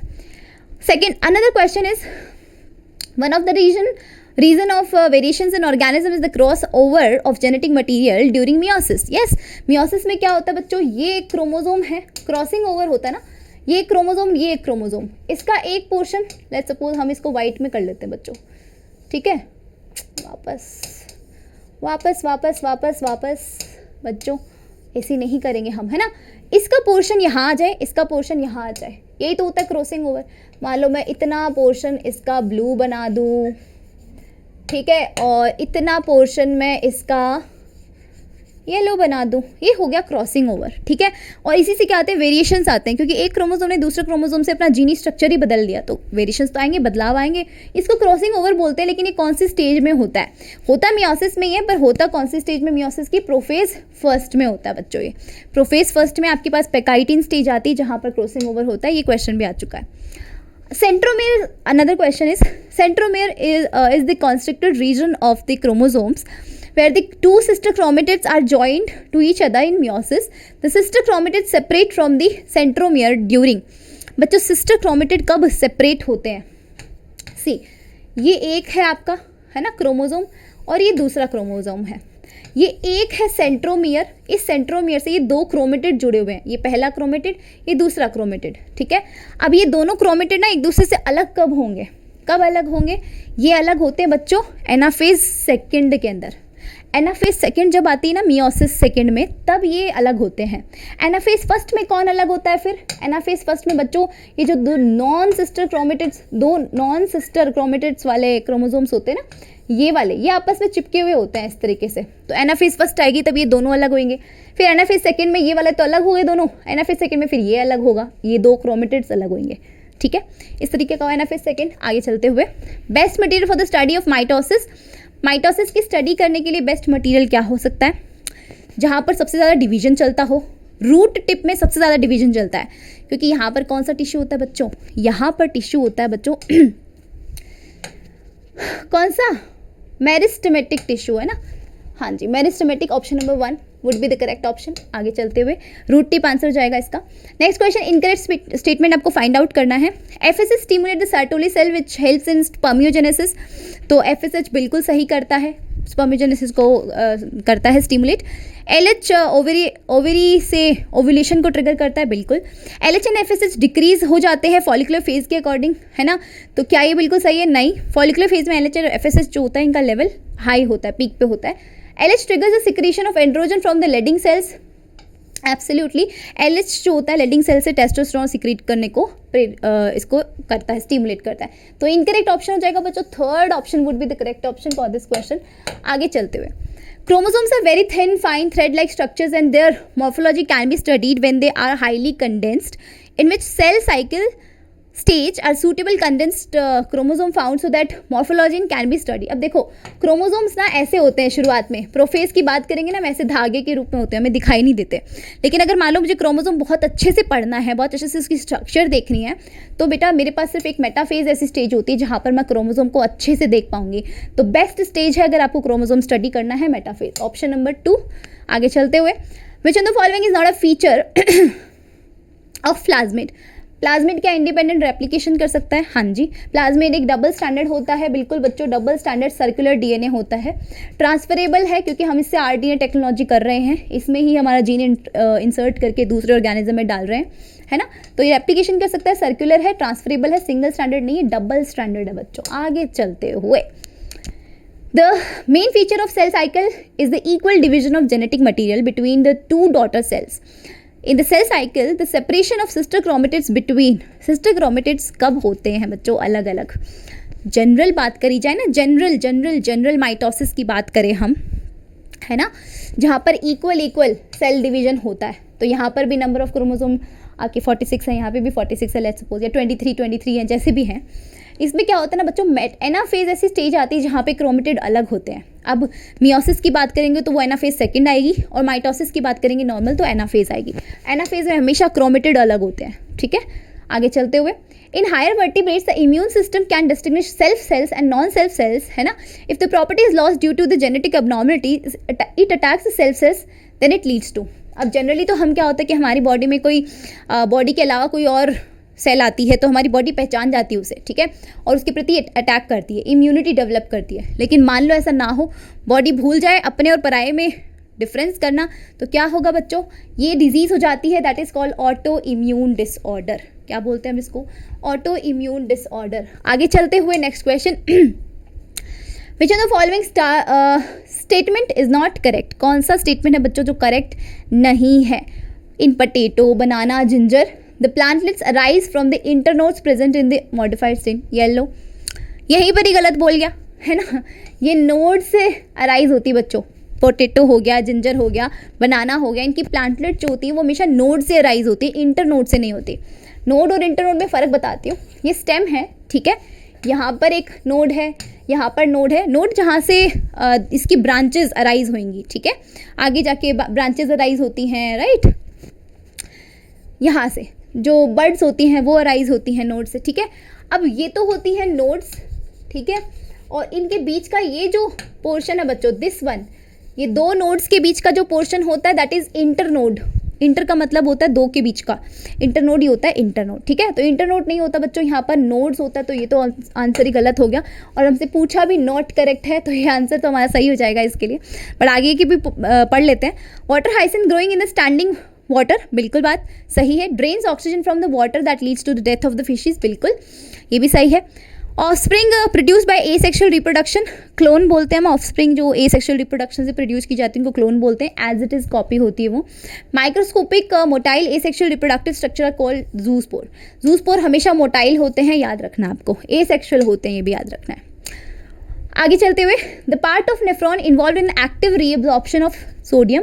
एक्टिव रीअब्जॉर्प्शन सबसे ज़्यादा बच्चों कहाँ होता है? एक्टिव रीअब्जॉर्प्शन होता है प्रॉक्सिमल कॉन्वोल्यूटेड ट्यूब्यूल, ठीक है। अब देखो ये एक नेफ्रॉन है बच्चों, ठीक है, ये यहाँ पर एक प्रॉक्सिमेटेड कॉन्वोल्यूटेड ट्यूब्यूल हो गई, यहाँ से आपका क्या निकलता है? हेनले लूप निकलता है, और हेनले लूप से ये क्या निकल जाती है? डीसीटी, और ये ट्यूब जो होती है बच्चों ये हो जाती है हमारी क्या? Collecting duct. ये आपका बोमन कैप्सूल हो गया, ठीक है, और बोमन कैप्सूल के अंदर ये क्या पड़ा रहता है आपका? ये आपकी कैपिलरीज हो गई, ठीक है, ग्लोमेरुलस जिसको हम बोलते हैं, ये होता है। और ये वाला पोर्शन जो होता है ये एक्टिवली रिस्पॉन्सिबल होता है एक्टिवली रीअब्जॉर्ब करने में। आगे चलते हुए, मैक्सिमम रीअब्जॉर्प्शन यही होता है पीसीटी में, है ना। Next question, column 1 and column 2 का को मैच करना है। चलो मैच कर लेते हैं, कोई दिक्कत नहीं है जी। डोमिनेंस क्या होता है? डोमिनेंस में बच्चों दो जो हेटेरोजाइगस कंडीशन होती है उसमें, जैसे कि कैपिटल टी और स्मॉल टी है, तो इसमें कैपिटल टी डोमिनेंट होगा, अपना कैरेक्टर शो करेगा, स्मॉल टी का कैरेक्टर शो नहीं होगा। वहीं को डोमिनेंस के अंदर अगर मान लो ये दो जीन्स हैं ए और ए, तो दोनों ही जीन्स इक्वली अपना कैरेक्टर शो करते हैं, कोई तू बड़ा या मैं बड़ा नहीं, अपन दोनों बराबर हैं, है ना, वो वाला शो होता है यहाँ पे। तो डोमिनेंस का मतलब होता है बच्चों क्या? हेटेरोजाइगस ऑर्गेनिज्म जिसमें एक एलील एक्सप्रेस होता है, बिल्कुल सही बात। फर्स्ट ए में हो जाएगा सेकंड बच्चों, ये वाला ऑप्शन ही मुझे ये दिख रहा है, बट फिर भी हम सारे मैच करेंगे। को डोमिनेंस के अंदर बच्चों थर्ड हो जाएगा, जिसमें express them fully, both alleles express them fully, बिल्कुल सही बात। प्लियोट्रॉपी के अंदर क्या होता है? Many genes given a single character, ठीक है, तो यहाँ पर क्या हो जाएगा बच्चों? या फिर सिंगल जीन जो होता है, प्लियोट्रॉपी में एक ही जीन होता है जो अलग अलग कैरेक्टर शो करता है, दैट इज प्लियोट्रॉपिक जीन, ठीक है। पॉलीजीन का मतलब होता है कि बहुत सारे जीन होते हैं वो जो एक कैरेक्टर को करते हैं, ठीक है, तो वो पॉलीजीन हो जाता है। Option number 2 would be the correct option. आगे चलते हुए इनकरेक्ट कौन सा है बच्चों? वैसेक्टोमी से रिगार्डिंग इनकरेक्ट स्टेटमेंट कौन सा है? वैसेक्टोमी के अंदर क्या होता है, जब वास डिफरेंस होती है उसको काट देते हैं हम और उसको बांध देते हैं, ताकि स्पर्म का जो स्पर्म प्रोडक्शन तो होगा बट स्पर्म जो है वो आगे जाके लाइक पीनस के थ्रू बाहर नहीं निकल पाएंगे ऑफ कोर्स, क्योंकि वास्ट डिफरेंस को ही काट दिया। तो वास्ट डिफरेंस मैंने इसके ऊपर एक डायग्रामेटिक सेशन जो कर लिया था मैंने आपको, रिप्रोडक्शन के ऊपर जितने भी डायग्राम्स मैंने डिस्कस किए थे वहाँ मैंने वैसेक्टोमी एंड ट्यूबेक्टोमी बहुत अच्छे से बताया हुआ, प्लीज़ वो सेशन देखना। आपसे इनकरेक्ट पूछा हुआ है, अगर मान लो वास्ट डिफरेंस को देखो वैसेक्टोमी में क्या करते हैं, वास्ट डिफरेंस को कट और टाई करते हैं, बिल्कुल सही बात है, गलत नहीं है। ये स्टेरिलिटी को इरिवर्सिबल स्टेरिलिटी है, बिल्कुल सही बात है, क्योंकि अगर वास्ट डिफरेंस को काट दोगे ना तो ऐसी चीज़ नहीं है कि हम इसको वापस रिवर्स कर सकते, ये इरिवर्सिबल प्रोसेस होती है, ठीक है, रिवर्सिबल नहीं होती। तो अब कट गया तो हो गया, अब नहीं होगा वापस, अब आप रिप्रोडक्शन करने के काबिल नहीं है। स्पर्म प्रोडक्शन होगा पर आप रिप्रोडक्शन नहीं कर सकते, मतलब आप फर्टिलाइजेशन नहीं कर सकोगे। Sperm, no sperm occurs in seminal fluid, गलत बात, सेमिनल फ्लूइड होगा उसमें स्पर्म होगा, ठीक है। एपिडिडाइमिस में स्पर्म नहीं होगा, गलत बात है ना बच्चों, सॉरी, एक सेकेंड, गलत बता दिया बच्चों, रुको एक सेकेंड। हाँ, नो स्पर्म क्या है, no sperm occurs in seminal fluid, ये भी बिल्कुल सही बात है। सेमिनल फ्लूइड पीनस से बाहर निकलेगा तो उसमें कोई स्पर्म नहीं होगा, क्योंकि स्पर्म को कैरी करने वाली वास्ट डिफरेंस थी, उसको तो बीच में से काट ही दिया, तो स्पर्म नहीं लेके आएगी वो, है ना, दैट इज ऑल। अब एपिडिडाइमिस में क्या स्पर्म नहीं होंगे? बिल्कुल होंगे बच्चों। एपिडिडाइमिस से ऐसे से ना यहाँ से अराइज होती है ये वास्ट डिफरेंस जो अंदर की साइड जाती है, तो यहाँ तक स्पर्म आएंगे, टेस्टिस से बनते हुए स्पर्म एपिडिडाइमिस तक आएंगे। पर अब मैंने इसको बीच में से यहाँ काट दिया है तो यहाँ पर आगे जाने से रुक जाएंगे, पर एपिडिडाइमिस में आ रहे होंगे, ठीक है। तो option number 4 would be the correct option. आगे चलते हुए which of the following approaches does not give in the defined action of contraceptive? Contraceptive का डिफाइंड एक्शन नहीं है, देखते बच्चों। देखो यहाँ से पढ़ना स्टार्ट करते हैं। वैसेक्टोमी प्रिवेंट स्पर्मेटोजेनेसिस है, वैसेक्टोमी स्पर्मेटोजेनेसिस को प्रिवेंट करती है? नहीं, बिल्कुल नहीं। स्पर्मेटोजेनेसिस तो होता रहेगा, स्पर्म प्रोडक्शन एक जो मेल होता है वो अपनी पूरी ज़िंदगी भर कर सकता है, क्योंकि it is all about hormones, not vasectomy. Vasectomy कर दोगे तो फर्टिलाइजेशन को तुम रोक सकते हो, but you can't prevent the spermatogenesis, तो यही गलत हो गया वैसे तो, है ना, does not given the defined action, ये गलत हो गया। हार्मोनल कॉन्ट्रासेप्टिव बच्चों के फंक्शंस है जो ओव्यूलेशन को, फर्टिलाइजेशन को प्रिवेंट करती हैं। इंट्रायूटेराइन डिवाइसेस याद कर लेना कौन कौन सी होती हैं। आईयूडीज, ये फेगोसाइटोसिस को इंक्रीज कर देती है ना, फर्टिलाइजेशन कैपेसिटी कम कर देती है। बैरियर मेथड हमेशा प्रिवेंट करते फर्टिलाइजेशन को, ठीक है। तो ये हो जाएगा बच्चों, इसका आंसर हो जाएगा ये वाला, ठीक है, ये तो सही है ना। तो आंसर ऑप्शन नंबर 4, ये वाला आंसर जो है बच्चा इसका करेक्ट हो जाएगा, ऑप्शन नंबर 4। आगे चलते हुए, which one the following depicts the correct pathway of transport of sperm? ये बहुत इंपॉर्टेंट क्वेश्चन है, बहुत बार पूछा गया है। सबसे पहले बच्चों क्या आता है, रेटिटेस्टिस आता है, ठीक है। रेटिटेस्टिस से वास एफ्रेंशिया खुलती है। रेटिटेस्टिस में क्या खुलता है? सेमिनिफेरस ट्यूब्यूल, बहुत सारी आती है रेटिटेस्टिस में खुलती है। रेटिटेस्टिस से बहुत सारी वास एफ्रेंशिया खुलती हैं। वास एफ्रेंशिया कहाँ खुलेंगी? जाके एपिडिडाइमिस में। एपिडिडाइमिस से आता है वास एफ्रेंशिया। इसी सीक्वेंस में देखते हैं, रेटिटेस्टिस है बच्चों, इसके बाद वास एफ्रेंशिया आना चाहिए। तो एफरेंट डक्टल्स दे रखा है यहाँ पर, ये चीज़ गलत, ये चीज़ गलत, ये चीज़ गलत। एफरेंट डक्टल्स फिर एपिडिडाइमिस में खुलेगा, फिर वास efferentia. Option number 3 would be the correct option for this question. आगे चलते हुए कॉलम को मैच करना है। मॉन्स प्यूबिस क्या होता है बच्चों? मॉन्स प्यूबिस होते हैं फीमेल एक्सटर्नल जेनाइटेलिया, ए में हो जाएगा 3rd। तो देखो ये वाला ऑप्शन, ये वाला ऑप्शन नहीं, ये वाला ऑप्शन कट नहीं हुआ अभी, है ना, अभी बाकी है हमारे पास, ठीक है। आगे बात करते हुए, है ना, एंट्रम जो होता है बच्चों ग्राफिन फॉलिकल में होता है, बी में 4 हो गया। तो बी में 4 हो गया तो ये वाला ऑप्शन कट हो गया, क्योंकि बी में 1 है, ये दो में से कोई एक हो सकता है। ट्रोफो एक्टोडर्म हो गया, निबेनकन हो गया। तो निबेनकन बच्चों स्पर्म में प्रेजेंट होता है, कल ये मैं आपको डायग्राम बताया था। तो ये देखो आंसर ऑप्शन नंबर 4। आगे चलते हुए, several hormones like HCG, HPL, estrogen है बच्चों, एस्ट्रोजन, ठीक है। Estrogen, progesterone are produced by placenta, obviously placenta से ही प्रोड्यूस होने वाले हार्मोन्स है। बहुत सारे क्वेश्चंस आते हैं यहाँ से। कलर ब्लाइंड मैन अगर मैरी करता है एक विमेन से जो कि होमोजाइगस है नॉर्मल कलर विजन के लिए, बच्चों उनकी प्रोबेबिलिटी बताने की, सन की प्रोबेबिलिटी क्या होगी कलर ब्लाइंड होने की। तो देखो इसका क्रॉस करते हैं अपन। जो कलर ब्लाइंड मैन है ना बच्चों, उसमें देखो ये इस तरीके का प्रॉपर्टी शो करता है, ये देखो, ये कलर ब्लाइंड मैन का क्रोमोसोमल सीक्वेंस है, हो गया। और ये होमोजाइगस है किसके लिए? नॉर्मल कलर विजन के लिए, ये फीमेल, ठीक है, ये फीमेल है और ये मेल है, इनमें क्रॉस करवाते हैं, गैमीट्स बनाते हैं बच्चों XCY और यहाँ XX है ना, ये हो गया XCX, ये हो गया XCX, ठीक है, ये क्या हो गया बच्चों XY और ये हो गया XY। आपसे पूछा कि सन की क्या प्रोबेबिलिटी है कलर ब्लाइंड होने की, तो एक लड़का कलर ब्लाइंड तब हो सकता है जब उसके पास में X वाले क्रोमोसोम पर कलर ब्लाइंड का जीन हो, तो इसको कलर ब्लाइंड मानेंगे अपन। और जब एक लड़की के X क्रोमोसोम पे ऐसे होता ना, तो ये लड़की कैरियर होती है, कलर ब्लाइंड नहीं होती। कलर ब्लाइंड होगी तब हम इसके ऊपर, दोनों के ऊपर करेंगे, ठीक है। तो ये वाली कन्फ्यूजन दूर हो गई होगी, ये है ना। तो ऐसी वाली कंडीशन कहीं है, ये दोनों कैरियर्स लड़कियाँ निकलेंगी पर लड़के बिल्कुल सही हैं, बिल्कुल 0% है बच्चों, कोई प्रोबेबिलिटी नहीं है। आगे चलते हुए, एंटीवेनम इंजेक्शंस जो होते हैं contain preformed antibodies while polio drops that are administered into the body contains. देखो बच्चों, यही याद करने की चीज़ है, एंटीवेनम जो जब सांप काट जाता है तो इंजेक्शन देते हैं ना, तो उसमें कौन से पैथोजेंस होते हैं? एटीन्यूटेड पैथोजेंस दिए जाते हैं। एटीन्यूटेड का मतलब होता है उन पैथोजेंस को वीक कर देते हैं और उसका इंजेक्शन देते हैं, वीकेंड पैथोजेंस, ठीक है। आगे चलते हुए, हार्डी वीनबर्ग इक्वेशन बहुत इंपॉर्टेंट है, फटाक से लिख लेते हैं। p² plus 2pq plus q² is equal to 1। ये हार्डी वीनबर्ग इक्वेशन होती है, जहाँ पर बच्चों ये वाली और ये वाली, ये तो दोनों होती है होमोजाइगस फ्रीक्वेंसी। होमोजाइगस मतलब जब p और p, ये दोनों q और q, ये दोनों का स्क्वायर है ना, होमोजाइगस है, सेम। और हेटेरोजाइगस बोलते हैं जब दो अलग अलग जीन्स आ गए, p और q, तो इसको हेटेरोजाइगस कंडीशन बोलते हैं। तो हेटेरोजाइगस इंडिविजुअल कौन रिप्रेजेंट करेगा बच्चों? ये वाले, और होमोजाइगस p² और q² प्रोड्यूस करेंगे, तो 2pq हेटेरोजाइगस कंडीशन प्रोड्यूस करेगा। आगे चलते हुए, which of the following is not a stem modification. अब स्टेम के, लीफ के, रूट के मॉडिफिकेशन भी मेंशन किए हुए हैं एनसीईआरटी में, लेकिन जो पिक्चर प्लांटा निफेंथिस, ये हमेशा लीफ का मॉडिफिकेशन होता है, ना कि स्टेम का। तो option number 1 would be the correct option for this question. आगे चलते हुए, which of the following is the correct sequence of events of in origin of life. जब हम इवोल्यूशन पढ़ते हैं तो लाइफ का ओरिजिन पढ़ रहे होते हैं, तो वहाँ पर ना कुछ स्टेप्स आते हैं। जैसे कि मान लो सबसे पहले पता है क्या होता है? ऑर्गेनिक मोनोमर सबसे पहले बनते हैं, लाइक अमाइनो एसिड हो गया है ना, वो पहले बनेंगे। फिर पॉलीमर बनेगा, अमाइनो एसिड से प्रोटीन बनना, दैट इज पॉलीमर ऑफ, है ना, अमाइनो एसिड। तो पहले सेकेंड स्टेप होगा, फिर थर्ड स्टेप होगा, पॉलीमर बनेगा। फिर डीएनए बेस्ड जेनेटिक सिस्टम बनेंगे बच्चों, जिसमें डीएनए प्रेजेंट होगा, प्रोटीन से डीएनए प्रेजेंट होगा, वो वाले सिस्टम्स बनेंगे। उसके बाद प्रोटोबायोन्ट्स बनेंगे, ठीक है। प्रोटोबायोन्ट्स हमारी पहली लाइफ, यूबायोन्ट्स आते हैं इसके बाद, तो इसको कंसिडर किया जाता है second, third, fourth and first. Second, third, fourth and first, option number 2।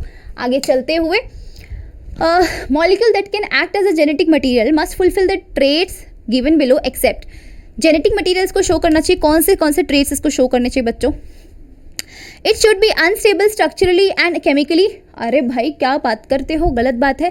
Unstable नहीं होना चाहिए, स्टेबल होना चाहिए, ठीक है। जो जेनेटिक मटेरियल है वो स्टेबल होना चाहिए, अनस्टेबल नहीं होना चाहिए। It should provide the scope of slow changes, बिल्कुल। It should be able to express itself, Mendelian characters को, बिल्कुल। ये क्या जेनेटिक जनरेट कर सकता है अपनी रेप्लिका, बिल्कुल करना चाहिए। सारे सेंटेंस एनसीईआरटी में मेंशन है।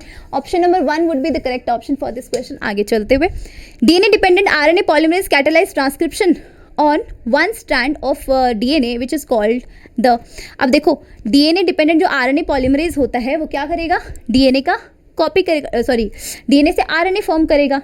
ट्रांसक्रिप्शन में कौन सा एंजाइम होता है? देखो, अगर आप रेप्लिकेशन की बात करोगे तो वहाँ पर एंजाइम होता है डीएनए पॉलीमरेज, लेकिन अगर आप बात करोगे ट्रांसक्रिप्शन की तो यहाँ पर होता है आरएनए पॉलीमरेज, क्योंकि वो डीएनए से आरएनए बना रहा है, तो डीएनए डिपेंडेंट आरएनए पॉलीमरेज होगा। ये एंजाइम का नाम भी याद रखना बच्चों, खाली आरएनए पॉलीमरेज याद मत रखना, डीएनए डिपेंडेंट आरएनए पॉलीमरेज, ठीक है। ट्रांसक्रिप्शन के लिए होता है, कौन सा स्ट्रैंड होता है? टेम्पलेट स्ट्रैंड पे हमेशा ट्रांसक्रिप्शन होता है, कोडिंग स्ट्रैंड पे नहीं होता। आगे चलते हुए, करेक्ट स्टेटमेंट फाइंड करना है। Gymnosperms are both homosporous and heterosporous, गलत बात, सिर्फ हेटेरो ही होते हैं, होमो नहीं होते हैं। Salvinia, Ginkgo and Pinus all are the gymnosperm, गलत बात। गिंको एंड पाइनस ये तो जिम्नोस्पर्म के हैं, पर साल्विनिया नहीं है, टेरिडोफाइट है वो। Sikoa is one of the tallest trees, बिल्कुल एनसीईआरटी में मेंशन। सिकोआ जो होता है ये सबसे लंबा ट्री है, जिम्नोस्पर्म का ही है। जिम्नोस्पर्म की लीव्स जो होती हैं are not well adopted to extreme climate, बिल्कुल गलत बात। वेल अडॉप्टेड है भाई वो, ठीक है। तो option number 3 would be the correct option. आगे चलते हुए, which of the following is correct regarding AIDS positive agent HIV। बच्चों HIV के रिगार्डिंग कौन सी चीज़ सही है? अगर आप बच्चों HIV का डायग्राम देखोगे तो उस HIV के डायग्राम के अंदर ना वो एक एनवलप्ड वायरस है, मतलब मेम्ब्रेन से एनवलप्ड है, वो एनवलप्ड वायरस है। उसमें क्या होता है, सिंगल स्टैंडर्ड RNA होता है वहाँ पर, ठीक है। HIV वायरस है वो, तो सिंगल स्टैंडर्ड RNA होगा उसमें, एंड साथ साथ में उसमें ट्रांसक्रिप्टेज एंजाइम भी होता है, क्योंकि उसमें जो RNA प्रेजेंट है वो अपने RNA को जब ह्यूमन बॉडी के सेल के अंदर जाएगा तो उसके अंदर क्या करेगा, वो RNA से DNA फॉर्म करेगा। तो RNA से DNA फॉर्म करना मतलब रिवर्स ट्रांसक्रिप्शन, और इसको करने के लिए एक एंजाइम चाहिए होता है, दैट इज रिवर्स ट्रांसक्रिप्टेज, ठीक है। तो 2 ही मॉलिक्यूल क्या होते हैं, 2 molecules identical molecule of single standard RNA, 2 molecule of reverse transcriptase. ये बिल्कुल सही बात है, option number 4 would be the correct option. आगे चलते हुए, among the following edible fishes which of the following is a marine fish having rich source of omega 3। रटना पड़ेगा, है ना, याद कर लो, मैकरल इसका एग्जाम्पल है बच्चों। आगे चलते हुए मैच करना है, फिर से फटाफट से मैच करते हैं बच्चों। विटायरिक एसिड क्लोस्ट्रीडियम विटाइलिकम होता है, सीधा सीधा NCERT का है, डी में हो जाएगा सेकंड। देख लो कौन सा ऑप्शन हो रहा है, ये कट ये कट। आगे बात करते हैं साइक्लोस्पोरिन ट्राइकोडर्मा पोलोस्पोरम से बच्चों साइक्लोस्पोरम ये होता है जनरेट, तो बी में हो जाएगा फर्स्ट, ऑप्शन नंबर 4 ही मुझे दिख रहा है। फिर भी ये देख लेते हैं, एस्परजिलस नाइगर बच्चों सिट्रिक एसिड करता है, स्टैटिन मोनोस्क्वस परप्यूरियस करता है। Option number 4 would be the correct option. आगे चलते हुए, which type of the tissue correctly match with the location? Smooth muscle, wall of intestine, भाई बिल्कुल यही सही मिल गया हमें। तो वॉल ऑफ इंटेस्टाइन क्या करती हैं, कॉन्ट्रैक्शन कर सकती है ना, तो इसमें क्या स्मूथ मसल्स प्रेजेंट होती हैं, ठीक है। एरियोलर टेंडन्स पे नहीं होता, टिप ऑफ नोज, ये सब आप जब टिश्यू पढ़ोगे तब आपको सब कुछ एग्जाम्पल्स दिए हुए हैं वहाँ पे, तो रट लेना। आगे चलते हुए, principle of competitive excluding was stated by. बच्चों ये ना एक्सक्लूडिंग, कॉम्पिटिटिव एक्सक्लूडिंग का है जो मैक आर्थर ने दिया था, ये फिर आपको याद ही करना पड़ेगा। मैक आर्थर ने अपना बटरफ्लाई वाला एग्जाम्पल दे रखा है वहाँ पे, इवोल्यूशन जब पढ़ोगे आप 2 टाइप की बटरफ्लाइज दे रखी है वहाँ पर, ठीक है। अपने टाइम के अकॉर्डिंग वो खाना सेट करती हैं वहाँ पे, कॉम्पिटिशन करती हैं, है ना, तो वो वाला चीज़ जो है मैक आर्थर ने दिया हुआ है जहाँ पे आप कॉम्पिटिशन पढ़ोगे, ठीक है। इवोल्यूशन, हाँ जी, इवोल्यूशन में दे रखा है। विच of the following characteristic feature always hold true for the corresponding animals? तो देखो, कार्टिलेजिनस एंडोस्केलेटन, कॉन्ड्रीसाइटिस, बिल्कुल सही बात है, कॉन्ड्रिक्थीज, सॉरी, कॉन्ड्रिक्थीज में कार्टिलेजिनस एंडोस्केलेटन ही होता है, दैट इज वाई वो कॉन्ड्रिक्थीज है, ठीक है। क्या विविपेरस होते हैं मैमेलिया? बिल्कुल सही बात है ना, बट ऑलवेज ट्रू होना चाहिए। एनिमल मैमेलिया हमेशा विविपेरस नहीं होते, प्लेटिपस होता है जो ओविपेरस होता है, तो ये गलत हो गया। पॉजेसिव माउथ विथ है ना अपर जॉ एंड लोअर जॉ, तो ये भी बिल्कुल गलत होगा। कॉर्डेटा में ऐसा कुछ नहीं होता है ना, मतलब कॉर्डेटा में होता है ऐसा, बट सभी कॉर्डेटा में नहीं होता ऐसा। 3 चैम्बर्ड हार्ट, 1 कम्प्लीटली डिवाइडेड, तो बच्चों ये भी गलत बात है। रेप्टीलिया के अंदर एक क्रोकोडाइल है जो इसका एक्सेप्शन है, जिसमें 4 चैम्बर्ड हार्ट होता है। Option number 1 would be the correct option. आगे चलते हुए, lake which is rich in organic waste में रिजल्ट इन, एक झील है जिसमें बहुत सारा ऑर्गेनिक वेस्ट पड़ा हुआ है, क्या रिजल्ट हो सकता है उसका? बच्चों इतना सारा ऑर्गेनिक वेस्ट है, मतलब न्यूट्रिशन बहुत ज़्यादा है ना, मिनरल्स बहुत ज़्यादा हैं, और इसकी वजह से बच्चों पता है क्या हो सकता है वहाँ पर ना फिश जो होती है बच्चों, क्योंकि वो पानी में रहने वाले एक्वेटिक ऑर्गेनिज्म होते हैं, इन फिश के मोर्टेलिटी रेट बढ़ जाती है, फिश मरने लग जाएंगी due to lack of oxygen, क्योंकि इतना सारा ऑर्गेनिक वेस्ट है तो उसकी BOD जो है बच्चों बढ़ गई है, बायोलॉजिकल ऑक्सीजन डिमांड बढ़ गई, तो फिशेज मरेंगी ना वहाँ पे। आगे चलते हुए, which of the following are the 2 statements regarding the origin of life? Earliest organisms that appeared on the earth were non-green and presumable anaerobes, बिल्कुल सही बात है। जब शुरू में ऑर्गेनिज्म आया था वो कोई फोटोसिंथेसिस नहीं करता था, नॉन ग्रीन था।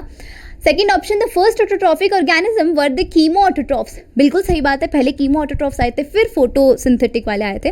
नेवर रिलीज्ड ऑक्सीजन, बिल्कुल सही बात है। तो आपको करेक्ट स्टेटमेंट देखने हैं, तो आपको बच्चों यहाँ पर देखना है A और B दोनों ही स्टेटमेंट करेक्ट हो गए हैं यहाँ पर, ठीक है। आगे चलते हुए, which of the following set of the disease is cause by bacteria?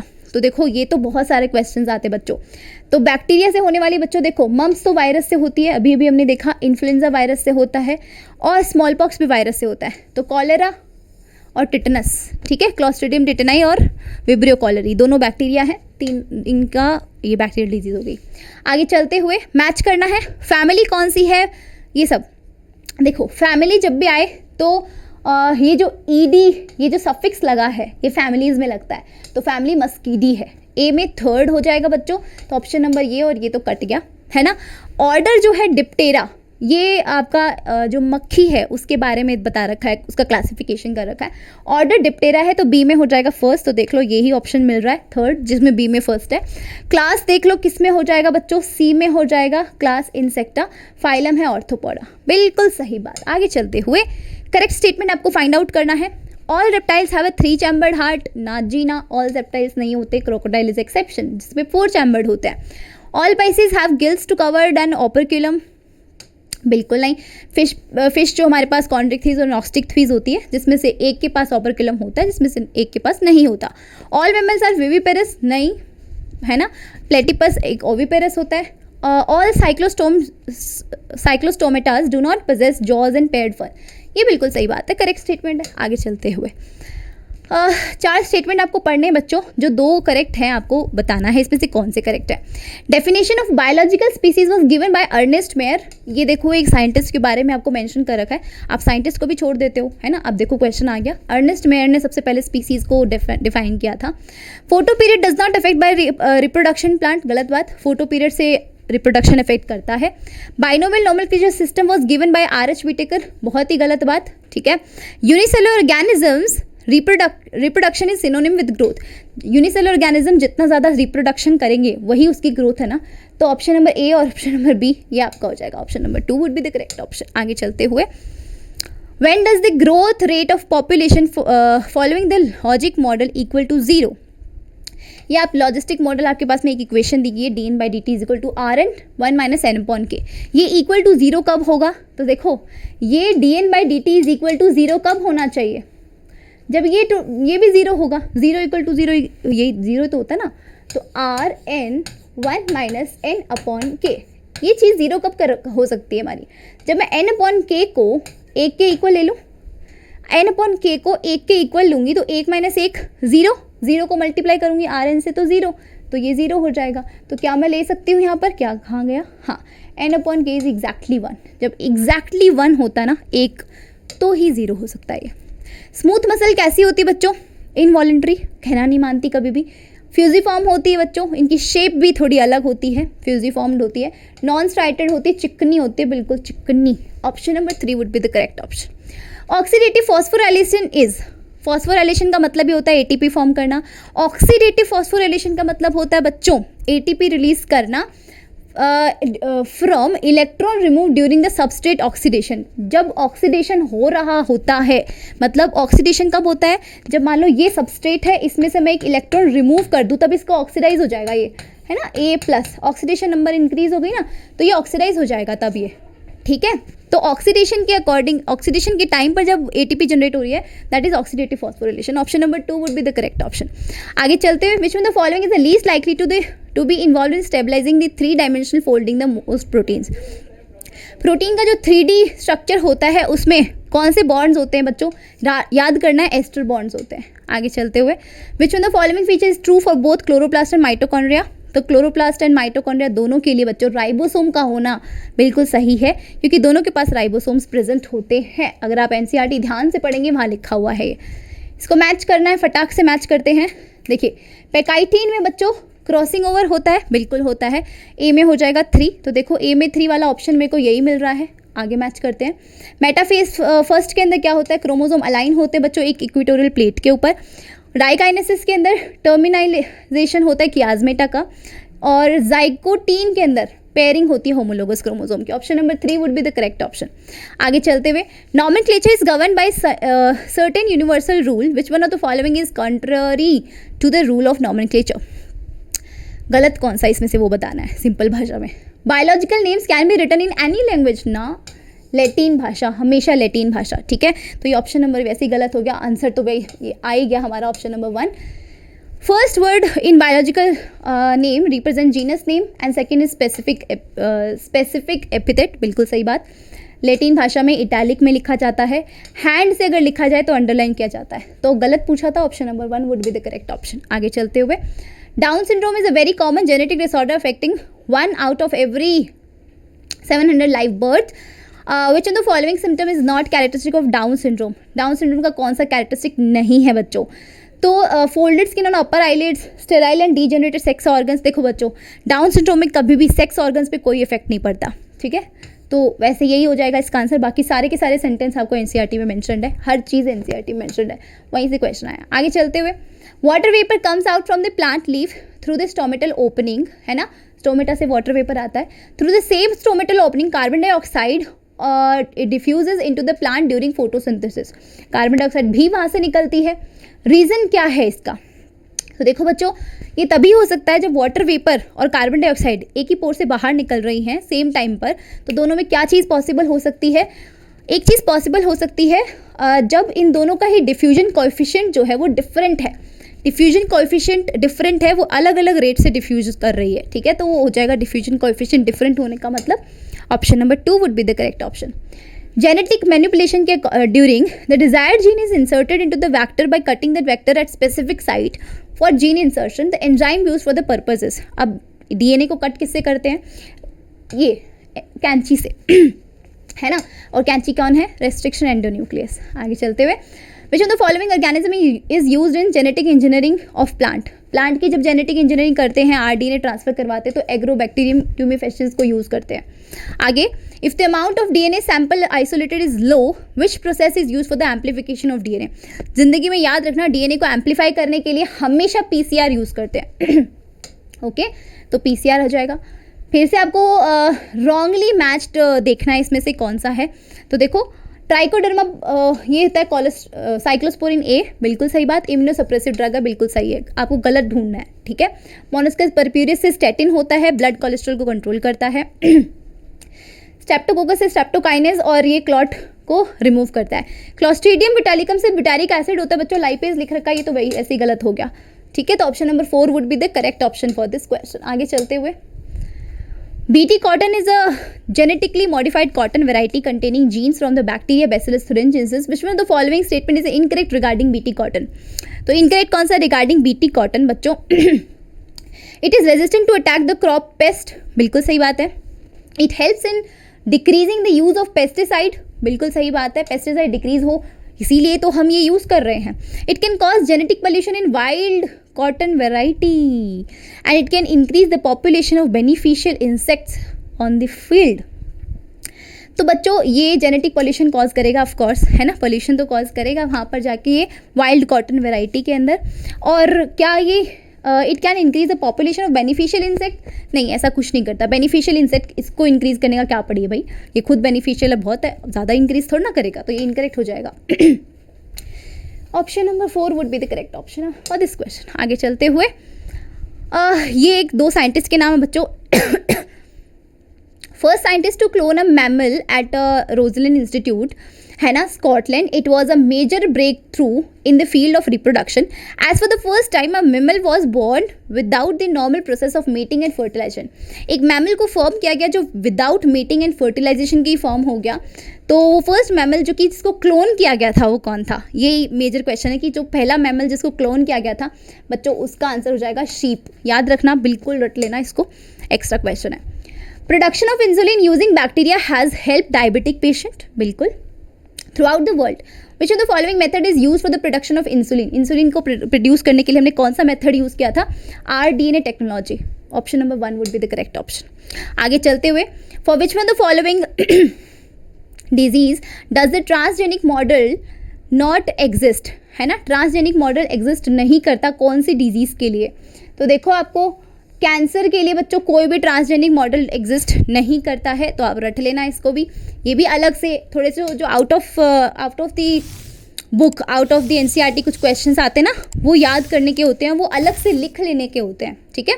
उसके ऊपर हम चैलेंज नहीं कर सकते, भाई ये तो एनसीईआरटी में नहीं है, हम तो नहीं करेंगे। नहीं था एनसीईआरटी में, आया ना प्रीवियस ईयर में, है ना। तो इन सब चीज़ों को पहले ऐड कर लो ताकि कभी इन फ्यूचर वापस देखने को मिले तो आप प्रिपेयर रहो इसके लिए, ठीक है। चलिए बच्चों, आज का हमारा मॉक टेस्ट यही कंप्लीट होता है।